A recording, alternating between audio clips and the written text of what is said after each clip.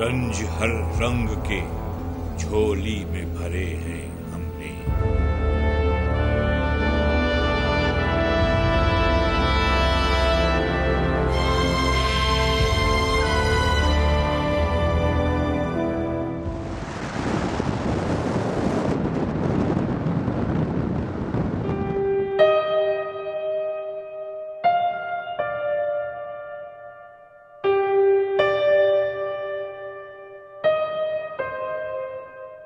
ग्यारह जुलाई सन 2011 जब बटग्राम की वादी एक बहादुर सिपाही से महरूम हो गई। मोहम्मद तैयब, जिसके सर पर उनके वालिदैन को सहरा सजाने का अरमान था, मगर ये ख्वाहिश दिल में दबी ही रह गई, क्योंकि तैयब सैकड़ों लोगों की जानें बचाते बचाते अपनी जाने आफरीन के सुपुर्द कर गया। कपड़े बनते थे जब वो सूट लेते थे मेरे लिए भी और अपने लिए भी। ताबीर है जिसकी हसरत हम ऐ हम नफसो हो ख्वाब हम ढूंढोगे अगर मुल्कों मिलने के नहीं नायाब। बस गुड़ी मुरोजी शीट पे खुशहाल है। बहुत अच्छे इखलाक का मालिक था। उसने मुल्क के लिए अपनी जान दी है और हमें इस पर फख्र है। और हम क्या कर सकते हैं? वो कहता था मुझे अभी शादी नहीं करनी, मैं अभी बच्चा हूँ। हमारे साथ बहुत जुल्म और ज्यादती हुई है। हमारा दिल उन जालिमों ने छलनी कर दिया है।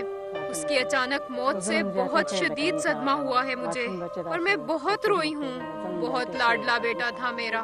मैं बीमार होती थी तो वो मुझे अस्पताल भी लेकर जाता था। टोल के खदे का जो ना जोड़ में अस्पताल दा और देखो लो कोर वास्ते और देखो।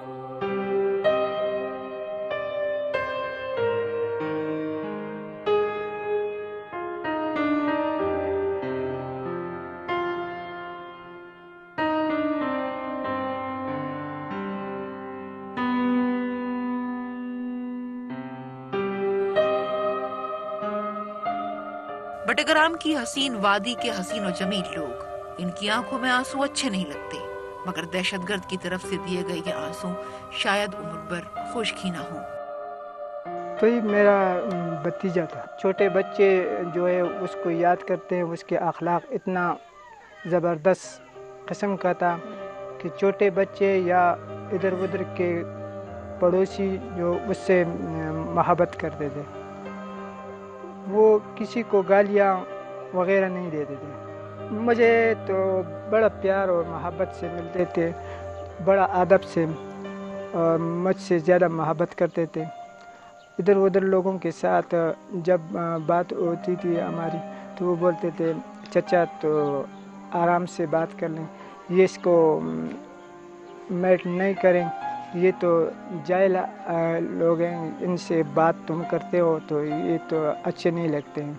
मेडिकल स्टोर में थे, वहाँ 7-8 साल उन्होंने गुजारे। जब फिर पुलिस में फौज में जब गए उन्होंने बहुत अच्छी तरह ड्यूटी की और जब घर आते थे सुबह सवेरे से जाते थे, क्योंकि वो कहते थे मेरी ड्यूटी है और मैं अपनी ड्यूटी नहीं छोड़ सकता क्योंकि हमारी फ़र्ज़ है। और उसने कहा दहशतगर्दों को मैं नहीं छोड़ दूंगा क्योंकि दहशतगर्द हमारे मुल्क को ख़राब करते हैं, जैसे चूहे हमारे घर को ख़राब करते हैं ऐसे दहशतगर्द भी हमारे मुल्क को ख़राब करते हैं। उसने दहशतगर्द के बारे में अपनी हज़ारों लोगों की जान बचाई, अपनी जान को शहादत नोश किया। मुझे तो पता भी नहीं था, मैं तो यहाँ घर में था। जब मुझे पता चला बटग्राम में धमाका हुआ तो मैंने एकदम यहाँ से उसको SMS किया। SMS नहीं, मैंने कहा SMS तो नहीं पहुँचे क्योंकि SMS में करता था वो एकदम जवाब देते थे। मैंने एकदम फ़ोन मिलाया, फ़ोन तो उसका बंद था। मैंने यहाँ से एकदम गया हॉस्पिटल गया। जब मैं हॉस्पिटल गया वहाँ तो मेरा चाचा था, दूसरा चाचा, वो मुझे से एकदम मुझे पकड़ दिया और रोने लगे। मैंने कहा क्या हुआ? उसने कहा शहीद हो गया।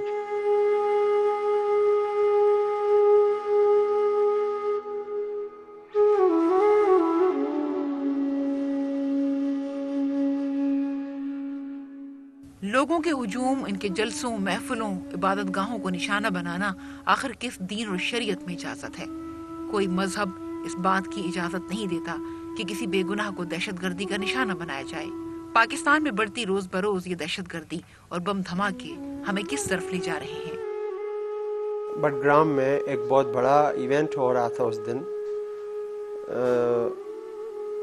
وہاں پہ جو جلسہ منعقد ہو رہا تھا اور فیاض خان ایک بہت ہی پرومیننٹ پولیٹیکل فگر ہے، وہ JUI چھوڑ کے ہماری پارٹی پاکستان مسلم لیگ میں شمولیت کا اعلان کرنے والے تھے۔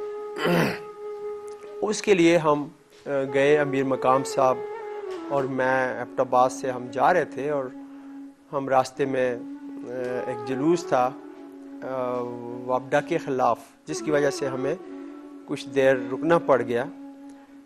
ہمارا صحیح ایگزیکٹ ٹائم تھا جلسہ گاہ میں پہنچنے کا صبح 11 بجے، اور یہ خود کش حملہ آور ٹھیک اپنے ٹائم پہ وہاں پہ پہنچ گیا۔ انوسینٹ بچے جن کو کیمپوں میں لے جا کے جنت کے خواب دکھائے جاتے ہیں اور حوروں کے خواب دکھائے جاتے ہیں، وہ دے آر ویری انوسینٹ، وہ بچے بہت ہی معصوم ہیں۔ اگر ان تک ہمارا پیغام پہنچ سکے تو ہم ان کو یہ کہنا چاہیں گے کہ آپ کو ورغلایا جا رہا ہے، آپ ایک اسلامی ملک کے، مسلمان ملک کے شہری ہیں، اور جہاں بھی آپ کو یہ کہہ کے لے جایا جاتا ہے کہ یہاں غیر مسلمز ہیں اور ان کو مارنا ہے، تو وہ غیر مسلم نہیں، آپ کے مسلمان ہوتے ہیں۔ مسجدوں میں غیر مسلم نہیں ہیں، بازاروں میں غیر، پاکستان یہاں پہ اکثریت ہے ہی مسلمانوں کی۔ تو آپ اپنے دین کی جو بنیادی ٹیچنگز ہیں کہ جس نے ایک انسان کو قتل کیا اس نے پوری انسانیت کا قتل کیا، تو پوری انسانیت کو قتل کرنے والا کبھی جنت میں نہیں جا سکتا۔ 11 جولائی سن 2011 محمد طیب کی زندگی کا آخری دن ثابت ہوا، اور حیرت کی بات یہ کہ اس بہادر سپاہی کی عنقریب شادی ہونے والی تھی، اور ڈیری بالا اجمیرہ ضلع بٹگرام کے اس بہادر سپاہی کی نوکری کو ابھی چند ماہ ہی گزرے تھے۔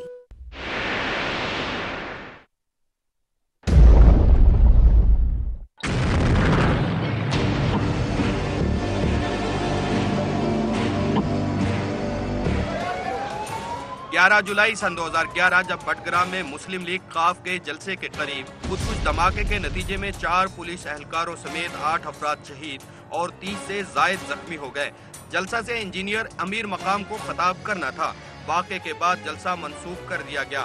حملے میں خودکش حملہ آور بھی مارا گیا۔ 11 جولائی سن 2011 کی صبح 11 بجے پان مال اڈا میں قاف لیگ کا جلسہ ہونا تھا کہ جلسے میں 27 منٹ قبل ایک مشکوک شخص نے جلسہ گاہ میں داخل ہونے کی کوشش کی۔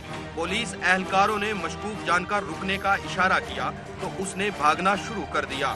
پولیس نے تعاقب کر کے وابڈا دفتر کے قریب اسے پکڑ لیا، جس کے ساتھ ہی اس نے خود کو دھماکے سے اڑا لیا۔ دھماکے کے بعد بھگدڑ مچ گئی، انسانی اعضاء دور دور تک بکھر گئے۔ جام بحق اور زخمیوں کو DHQ اسپتال پہنچا دیا گیا۔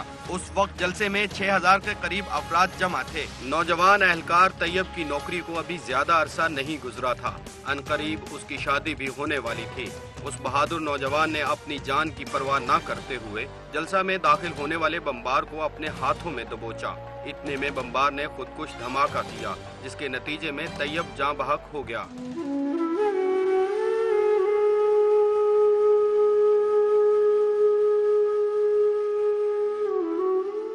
ابھی تو میں تو سروس میں ہوں اور چھٹیاں بھی نہیں مل رہی ہے، تو عید کے بعد ہی شادی کر لوں گا۔ قیامت کے دن کہ اللہ پاک جو مقتول ہوگا وہ، اور یہ قاتل سامنے کہ وہ مقتول یہی کہے گا اللہ پاک سے کہ یہ جس نے جو میری خوبصورت زندگی چھینی وہ مجھے واپس کر۔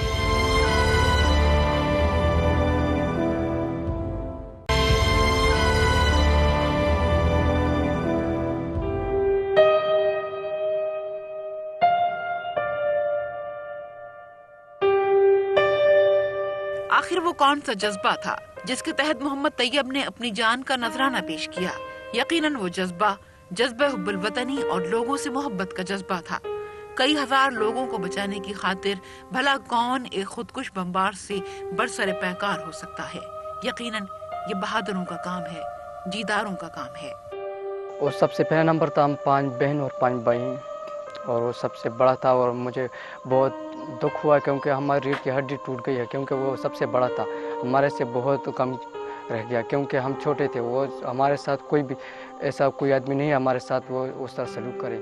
چچا تو ہے، چچا تو اپنی جگہ پر سلوک کرتے ہیں، لیکن وہ تو بھائی تھا، بھائی تو سب سے اچھے ہوتے ہیں، بھائی تو ہر جگہ مدد کرتے ہیں۔ ہمارا کوئی پرابلم ہوتا تھا وہ ہمارے ساتھ کھڑے ہوتے تھے، بالکل شام بشام کھڑے ہوتے تھے، اور سب جو عید آتی ہے رمضان آتے تو سب سودا صرف وہ لاتے تھے ہمارے لیے تو کچھ پرابلم بھی نہیں تھا. سب کو پرابلم تو اس کے پاس تھا, ہمارے پاس تو کچھ بھی نہیں تھا. مجھے سب سے بات وہ یاد آتی ہے, وہ جب آتے تھے وہ مسکراہٹ سے مجھے بولتے تھے بختیار آپ کہاں ہیں. میں اس سے جواب دیتا میں یہاں پر ہوں. مجھے سب سے بات وہ آتی ہے. میں جب گھر سے باہر جاتا ہوں تو آتا ہوں مجھے وہ یاد آتا ہے وہ کہاں پر ہے میرا بھائی. جب ہم عید کے نماز کے لے جاتے تھے وہ مجھے بلاتے تھے, ہم دونوں ساتھ لے جاتے تھے اور وہاں نماز پڑھتے تھے. پھر وہاں سے پھر عید کی نماز کے لے جاتے تھے. آخری تحفہ مجھے اس نے ایک سوٹ لایا تھا اور ایک شوز لایا تھا. مجھے کہا یہ پہنو اور جاؤ, جہاں بھی جاتے ہو یہ پہن لے جائیں. جب کوئی پرابلم ہوتا تو وہاں پر فون کرتا تھا, وہ پرابلم کو دور کرتا تھا. اے درد بتا کچھ تو ہی پتا, اب تک یہ معمہ حل نہ ہوا.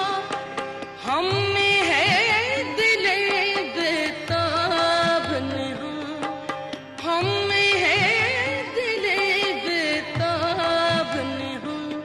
یا آپ دل بیتاب ڈھونڈو گے اگر ملکوں ملنے کے نہیں نایاب.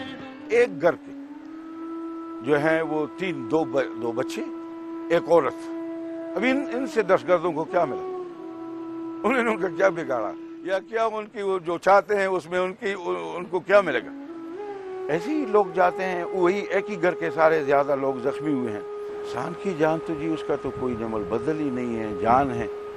اور اس کے متعلق تو یہی ہے کہ جب قیامت کے دن کہ اللہ پاک جو مقتول ہوگا وہ اور یہ قاتل سامنے کہ وہ مقتول یہی کہے گا اللہ پاک سے کہ یہ جس نے جو میری خوبصورت زندگی چھینی ہے وہ مجھے واپس کر دے.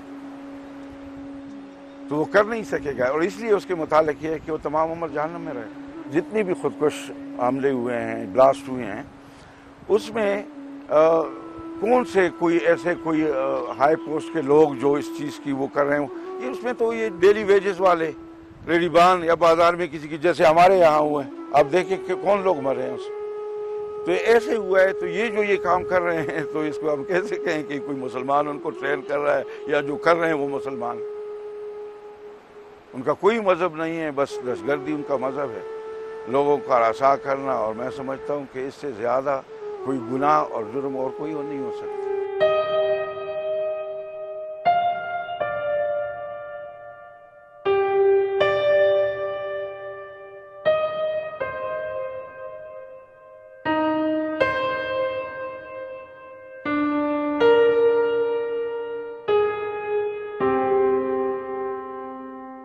دوست تو بہت کم ملتے ہیں اس سے دوست, کیونکہ میرا پڑوسی بھی تھا اور دوست بھی تھا, بلکہ بھائی تھا میرا.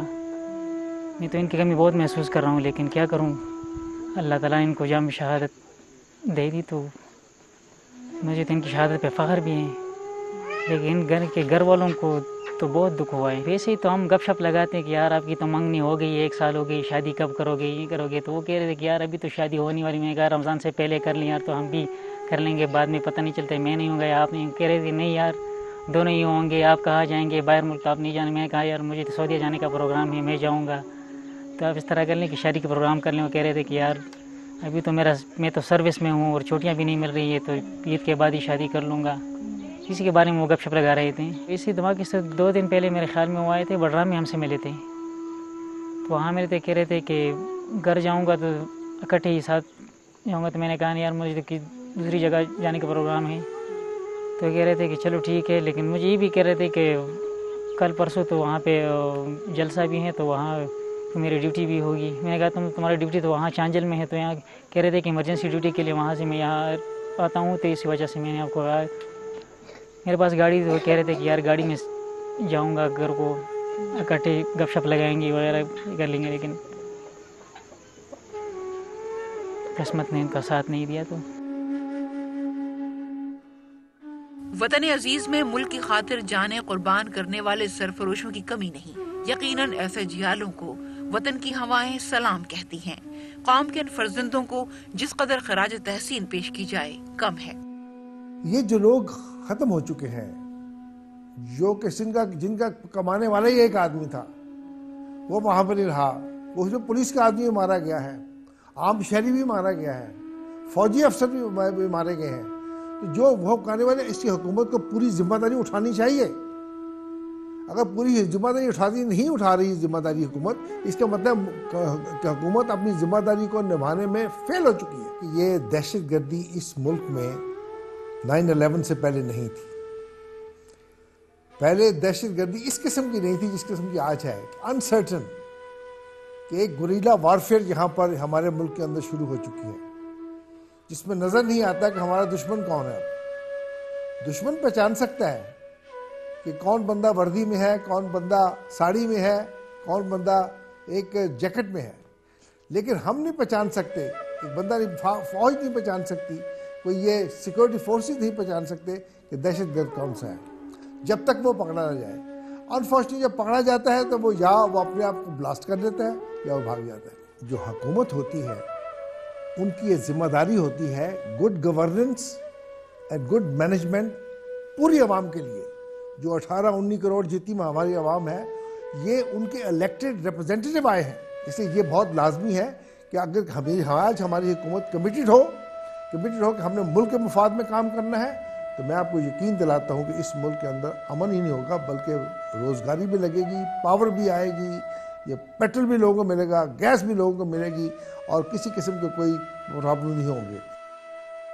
محمد طیب کی قبر پر لہراتا یہ پرچم ڈیری بالا نوشہرہ بٹگرام کے باسیوں کو یاد دلاتا ہے کہ وطن اور ہم وطنوں کی خاطر اگر جان کا نذرانہ پیش کیا جائے تو اسی طرح ابدی زندگی نصیب ہوتی ہے۔